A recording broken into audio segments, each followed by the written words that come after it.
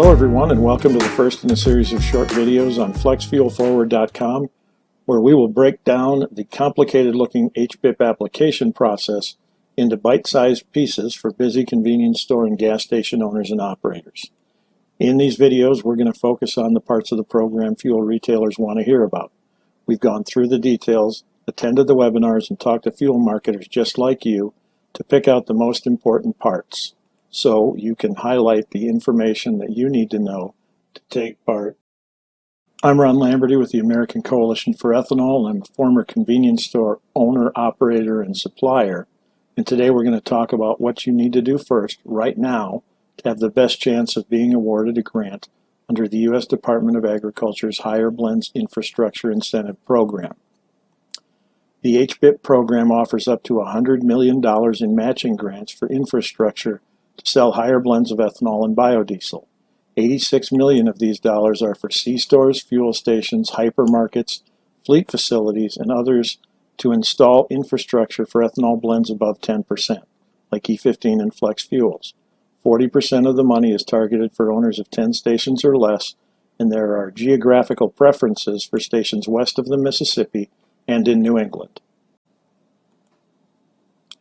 The program has a 90-day application window that started May 15th and ends August 13th. So if you're considering applying, you need to get going as soon as possible. Having said that, if you're watching this in July or even really early August, you might still have time to get an application turned in, and you'll have the same chance of receiving an award whether you apply on June 13th or August 13th. Grant applications will be reviewed in August and early September and awarded in mid to late September of this year. Enrollment is the first step in applying for the HBIIP grants. It's kind of like applying to apply. To get enrolled, go to USDA's HBIIP website. The address is shown here. When you get there, find the Apply Now box, and then on the next page, go to the To Apply tab. Bookmark this site because all of the detailed answers to the things we'll talk about in these short presentations can be found here. The first thing you'll need to do is to fill out an HBIIP access request form. It's essentially an application to apply for HBIIP grants, and you'll need the form filled out and approved before you can do anything on the application. To fill out this form, you'll need your company's name and tax ID number, a DUNS number, a SAM cage code, and a USDA e-authentication ID. If you've got a DUNS number and you know it, great. If you think you might have one, you can find it on the DUNS webpage, which is the link shown here. When you go to the site and begin a DUNS search or request process, you'll start by selecting United States of America from the drop-down box.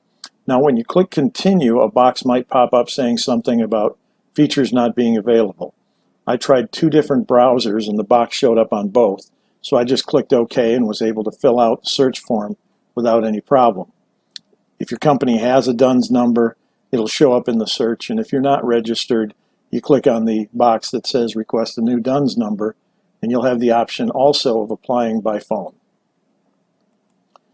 You'll need that DUNS number to register for a cage code. Make sure you go to the Systems for Award Management webpage at sam.gov, because there are a bunch of other official-looking sites that will aggregate your information to register with sam.gov, usually for a fee. So go to sam.gov and create a user account if you don't already have one, and you'll get an email back right away. That's the easy part. Once you've got the email, you can go back to sam.gov and log in.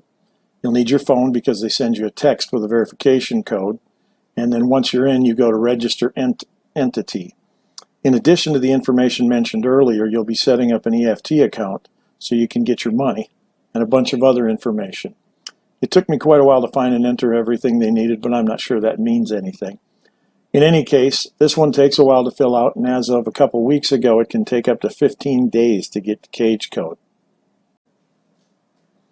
Back to an easier task, you will also need a USDA e-authentication number, commonly referred to by USDA folks as eAuth, and you can get that at eauth.usda.gov, which you see here, and you simply click on the Create Account tab when you get to the next page. You'll be registering as a customer.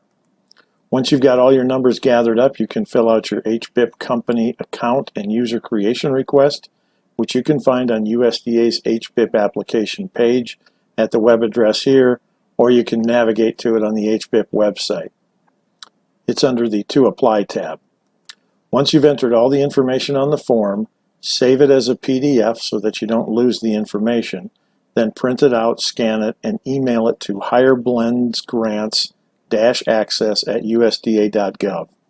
Once you're approved, which USDA is telling us right now is 2 to 3 business days, the company and the authorized users will all get an email from USDA telling them how to access the HBIIP application page. We'll get into the application process in a later presentation, and in our Step 2 video we'll talk about what you can do while you're waiting for your cage code and USDA access to be approved. In the meantime, if you need more information, you can go to the USDA HBIIP website or flexfuelforward.com, or email your questions or suggestions to me or Chuck Beck at the addresses shown here. Please follow us on Twitter. Our handle is flexfuelforward, and mine is @Blendor. Thanks for following us, and we'll see you next time.